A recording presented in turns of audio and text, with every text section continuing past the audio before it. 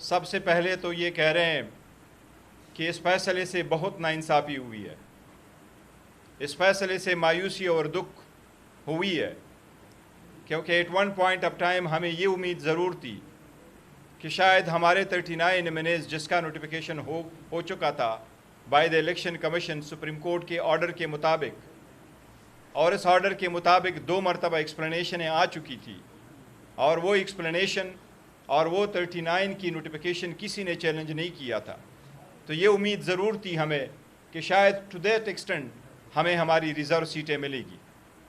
باوجود اس کے کہ پارلیمان میں بیٹھے جو لوگ ہیں 180 سیٹیں پاکستان تحریک انصاف کی جیتی ہوئی تھی، اور ہمارا مینڈیٹ چوری کر کے ان لوگوں کو جن کو بہرحال ایوان میں ہونے کا دعویٰ حاصل ہے لیکن ان کے پاس عوامی مینڈیٹ نہیں ہے، اس کے باوجود یہ سیٹیں ہماری تھیں، اور سپریم کورٹ کے 8 جج صاحبان نے یہ ہمیں دے دی تھی۔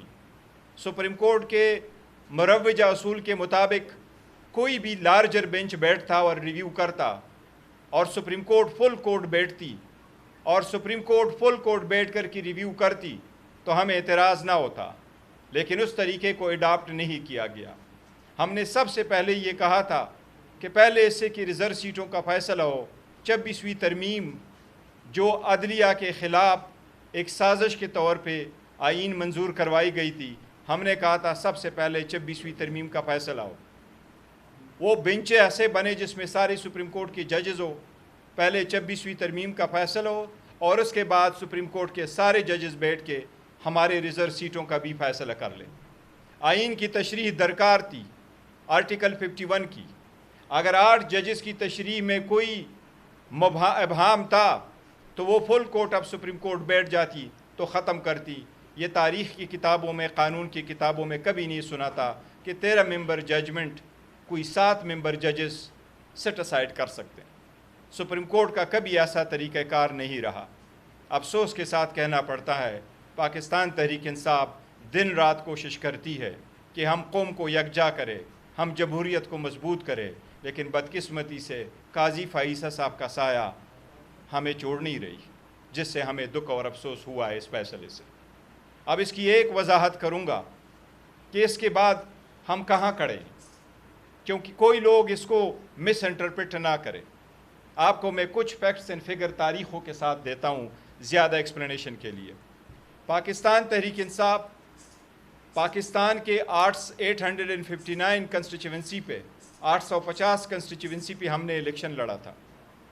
ہمارا مینڈیٹ چوری ہی صحیح، لیکن جو ہماری سیٹیں جو نوٹیفائیڈ ہوئی تھی، جو ہم جیت چکے تھے، وہ ہماری سیٹیں ایسی تھیں کہ ہمیں 13 جنوری کو جو آزاد نشانات الاٹ ہوئے تو الیکشن کمیشن نے 15 فروری کو ہمیں آزاد نوٹیفیکیشن کا ایک نوٹیفیکیشن کیا کہ یہ آزاد کینڈیڈیٹ ہے۔ ہم نے 3 دن کے اندر اندر الیکشن کمیشن کے سامنے ہم نے نوٹیفیکیشن سارے ایفیڈیوٹ سبمٹ کر کے سنی اتحاد کونسل کو ہم نے جوائن کیا۔ سنی اتحاد کونسل کا ڈاکومنٹیشن 772 پیجز پہ مشتمل ڈاکومنٹیشن ہم نے فائل کیا، جس کی تعداد یہ تھی: نیشنل اسمبلی کے 86 M N As, Punjab assembly کے 107 ایم پی ایز، کے پی اسمبلی کے 90 M P As, Sindh assembly کے 9 ایم پی ایز کی ڈاکومنٹیشن فائل ہوئی۔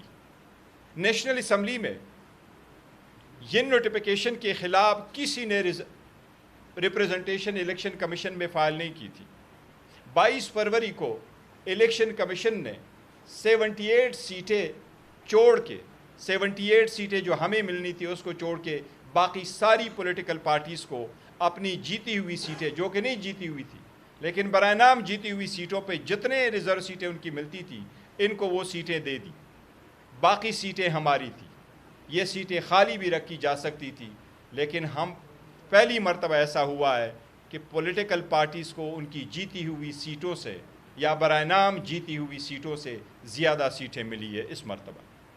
اب ہم نے الیکشن کمیشن کو ایک درخواست دی، اور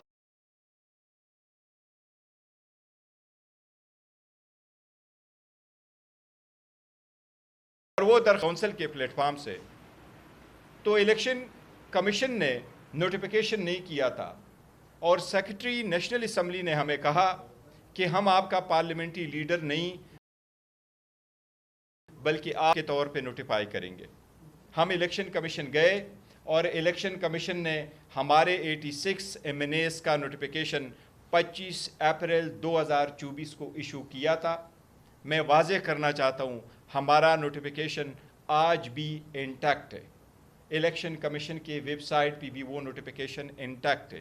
کسی کے دل میں، کسی کی ویو میں یہ ابہام نہ رہے کہ کل کے فیصلے کے بعد پاکستان تحریک انصاف کے وہ کینڈیڈیٹ جو آزاد تھے وہ آج بھی آزاد ہے۔ نہیں، وہ سارے کینڈیڈیٹ سنی اتحاد کونسل میں تھے، ہیں اور اسی کے اندر رہیں گے، کیونکہ یہ ہم نے 63A کے مطابق یہ نوٹیفیکیشن کے لیے درخواست دی تھی، اور ہماری سنی اتحاد council as a parliamentary party intact ہے۔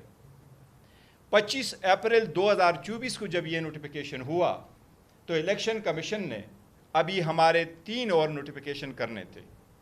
KP کے اسمبلی کے نوٹیفیکیشن، پنجاب اسمبلی کے MPA کے لیے نوٹیفیکیشن، سندھ اسمبلی کے MPA کے لیے نوٹیفیکیشن، جنہوں نے سنی اتحاد کو شامل کیے ہوئے تھے ان کا نوٹیفیکیشن کرنا تھا، بٹ سپریم کورٹ کے 6 مئی 2024 کے سٹے آرڈر آنے کے بعد وہ پروسیس الیکشن کمیشن نے روک لیا تھا۔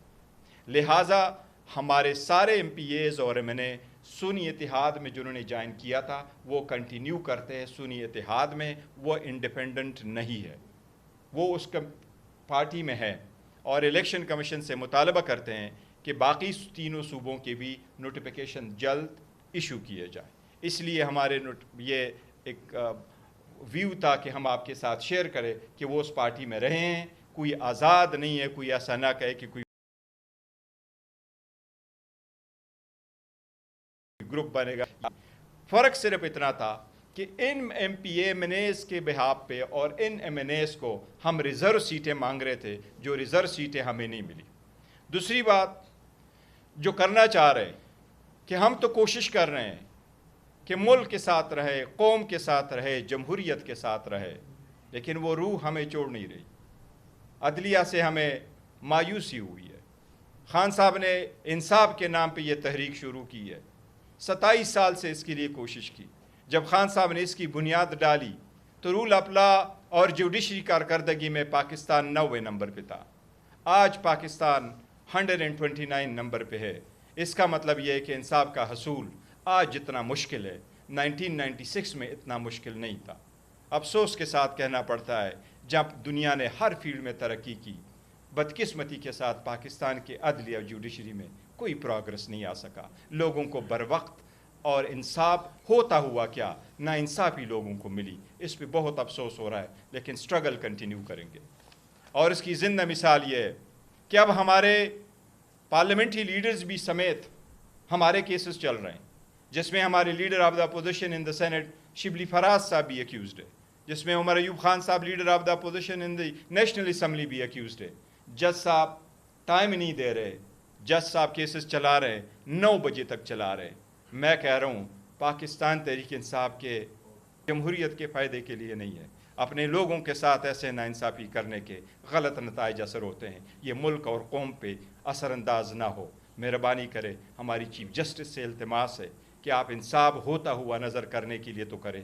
پاکستان تحریک انصاف نہ صحیح، یہ پارلیمنٹیرین نہ صحیح، یہ اس ملک کے شہری ہے، ان کے بنیادی حقوق ہے۔ ہم چیف جسٹس سے برملا اور پرزور اپیل کرتے ہیں کہ اپنے عدالتوں پہ تو نظر رکھے۔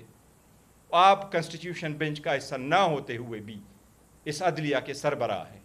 ہم لاہور ہائی کورٹ کی چیف جسٹس سے مطالبہ کرتے ہیں، پرزور مطالبہ کرتے ہیں کہ آپ آئینی بینچ نہ ہونے کے باوجود بھی اس عدلیہ کے آرٹیکل 203 سپرویژن آپ کا فرض ہے، اس عدالت کے احکامات منوانا بھی آپ کا فرض ہے، لیکن ان کو آئین اور قانون کے مطابق عدلیہ کے لیے قانون کے مروجہ اصولوں کے مطابق انصاف کی فراہمی آپ کی آئینی ذمہ داری ہے۔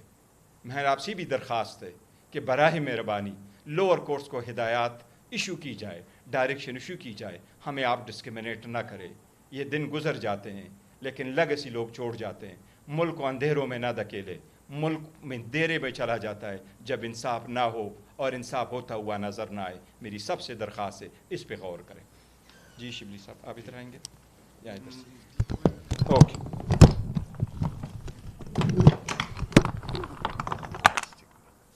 بسم اللہ الرحمن الرحیم.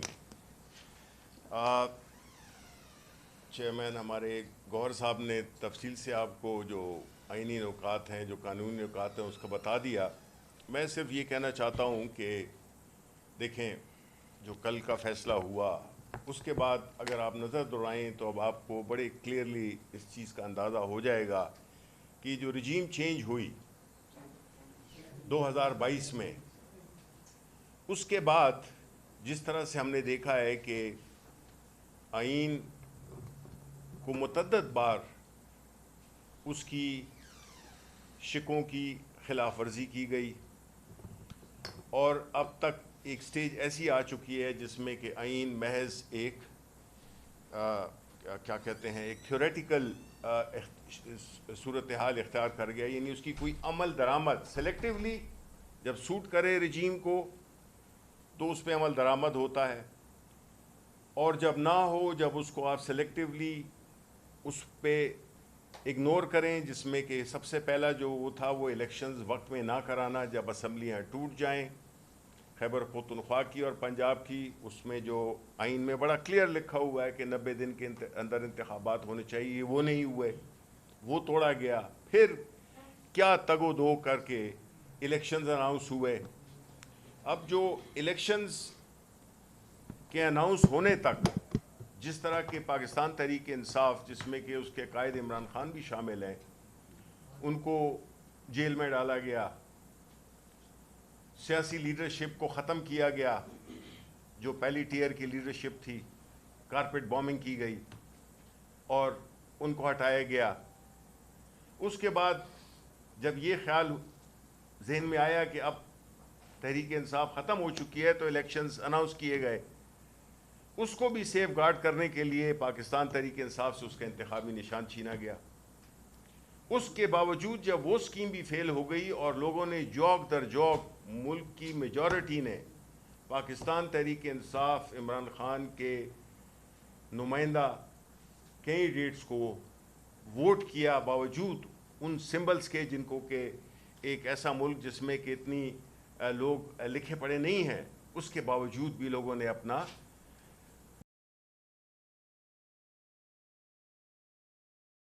ووٹ دیا. پہ وہ میسیجز، وہ امیجز چل رہے تھے کہ کس طرح سے ہمارے کینڈیڈیٹس کو ہیراس کیا جا رہا تھا، کس طرح ان کو روکا جا رہا تھا کہ وہ اپنے کاغذات نامزدگی نہ جمع کرا سکیں. ہر طرح کی بربریت ہوئی.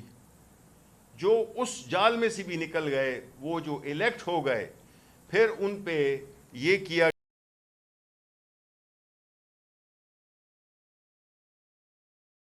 گیا کہ جیتے ہیں، پورا ملک جانتا ہے. میں اس کو ریپیٹ اس لیے کر رہا ہوں کہ اگر آپ اس تناظر میں دیکھیں تو یہ ایک پورا ایک باقاعدہ ایک پلانڈ سلسلہ ہے جس کے ذریعے پاکستان تحریک انصاف کو ہر طرح سے ختم کرنے کی کوشش کی جا رہی ہے.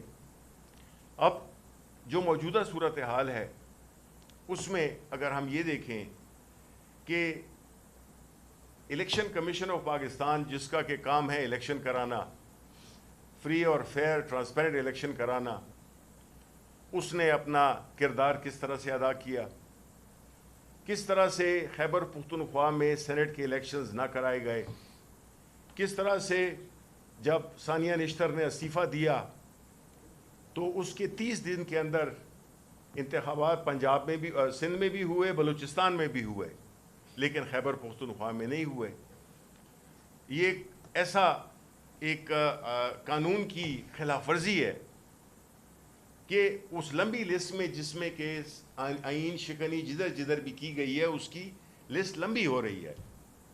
اب ایسی صورتحال میں جب عدالتوں میں کیس چل رہا ہو اور لوگوں کو فیصلے کا معلوم ہو تو وہ کیا انصاف ہوگا؟ کیسے انصاف وہ نظر آئے گا جب کہ فیصلے بالکل پہلے سے ہی وہ ٹی وی چینلز پہ بھی ڈسکس ہوتے ہیں کہ جی فیصلہ تو یہ ہوگا، آپ کو تو ہٹا رہے ہیں، آپ کو تو یہ کر رہے ہیں، آپ کو وہ کر رہے ہیں. تو آپ مجھے بتائیں کہ یہ پھر عدالتوں کا جو ہم نے ایک بنایا ہوا ہے، ایک تھیٹر سا بنایا ہوا ہے، تو اس میں پھر کیا لوگوں کے کیا توقع ہوگی اس سے؟ عدلیہ پہ کیا اعتماد ہوگا لوگوں کا کہ جب ان کے فیصلے ان کے کہنے سے پہلے ہی آ گئے ہیں اور فیصلے پھر ہوتے بھی وہی ہیں؟ تو جو کل کا فیصلہ تھا اس نے تو آخری کیل ٹھونک دی، جس میں کہ ملک میں، پورے ملک میں، دیکھیں خاموشی کا مطلب یہ نہیں ہوتا کہ لوگ بالکل بے حس ہو چکے ہیں اور ان کو کوئی پرواہ نہیں ہے. یہ ساری چیزیں لوگ رجسٹر کر رہے ہیں. ابھی بھی مجھے ایک نوجوان بتا رہا تھا کہ جی کل کے فیصلے بعد تو میں نے فیصلہ کیا ہے کہ اب میں اس ملک میں نہیں رہنا. اب اس میں کچھ لوگ خوش بھی ہوں گے کہ اچھا ہے کہ جتنے بھی اس سوچ کے نہیں ہیں جو کہ جا سکتے ہیں تو جائیں اس ملک سے. 30 لاکھ کے اس پہ لوگ چلے گئے ہیں، کتنا سرمایہ باہر گیا، کتنے لوگ چلے گئے، کتنا ٹیلنٹ چلا گیا. اوپر سے ہمارے ڈیفنس منسٹر کہتے ہیں کہ ہائیبرڈ سسٹم کاش 90 میں ہی ہو جاتا. دیکھیں اصل چیز ملک ہے. اگر تو ان کی بات کو مان لیا جائے، جو کہ میرا خیال ہے کہ ایک سیاسی آدمی کو اس طرح کی گفتگو کرنا اس کو زیب نہیں دیتا کہ وہ اس طرح کی گفتگو کرے. صرف اب جو عمر کے جس حصے میں وہ ہے، انہوں نے مجھے یاد ہے کہ معافی مانگی تھی اپنے والد صاحب کے نام پر کہ جی میں معافی مانگتا ہوں. اب یہ جو اپنی اگلی جنریشن کو تیار کر رہے ہیں کہ وہ معافی مانگے گی ان کے بارے میں. تو دیکھیں جس طرح کہ ابھی بیرسٹر گوہر نے کہا کہ تاریخ لکھی جا رہی ہے. یہ ایک ڈیجیٹل ایج ہے، اس میں ہر چیز، ہر ایک بندہ، ہر ایک لفظ، ہر ایک امیج وہ ریکارڈ ہو رہا ہے. تو اس میں کوئی یہ نہیں ہے، ہر ایک نے اپنی جواب دہی کرنی ہے. کچھ نے یہاں پہ کرنی ہے اسی دنیا میں، اور کچھ پہ ایسی ذمہ داری ہیں جس میں کہ جو اوپر کی عدالت جب سجے گی وہ انصاف ہوگا. ہم تو اتنے وہ نہیں ہیں، گناہ گار مسلمان ہیں، لیکن جو عہدے کی جو تقاضا ہوتا ہے اس پہ اگر اللہ تعالیٰ کے قہر سے ہمیں ڈرنا چاہیے، اللہ تعالیٰ کے ناراضگی سے ڈرنا چاہیے، قیامت سے ڈرنا چاہیے. یہ دنیا میں تو لوگ آتے جاتے رہتے ہیں، کوئی کبھی اقتدار میں آتا ہے، کوئی نہیں آتا، لیکن کم از کم آدمی اپنی آخرت کو تو نہ خراب کرے جانتے بوجھتے ہوئے. تو اس ملک میں جس طرح کی حالات بنا دیے گئے ہیں، یہ کیمپین چلانا، یہ ڈسکریڈٹ کرنا لوگوں کو، یہ ان کے بارے میں غلط چیزیں چھاپنا، غلط چیزیں کرنا، وہ ٹھیک ہے، ٹائم کے ساتھ سب چیز کلیئر ہو جاتی ہے. تو اس وقت جو ملکی صورتحال ہے، جو ہماری معاشی صورتحال ہے، جو ہماری سوشل صورتحال ہے، جو ہمارا خیبر پختونخوا میں، بلوچستان میں جو امن و امان قرضے پہ چلا رہے ہیں، قرض پہ قرض لیے جا رہے ہیں کہ جی اگلے والے دیکھیں گے، بجائے اس کے کہ یہ بجٹ اس کی ایک مثال ہے کہ ایک ایسا بجٹ جس میں کہ عوام کے لیے کچھ نہیں ہے، صرف وہ والی سرنجز بنائی گئی ہیں جس سے مزید خون کھینچا جا سکے. نہ ملک میں کوئی پروگرس کا، ترقی کا کوئی ایک پلان ہے، نہ کہ ہم نے قرضوں کو کس طرح سے اپنے جان چھڑانی ہے، کس طرح سے ہم نے پاکستان کے میجورٹی، بھائی جو کھانے پینے والے لوگ ہیں وہ تو کوئی 4-5% ہیں، میجورٹی اس ملک کی آدھی تو آفیشیلی آ گئی ہے، اور باقی جو آدھی ہے وہ تو سفید پوشی میں ماری جا رہے ہیں.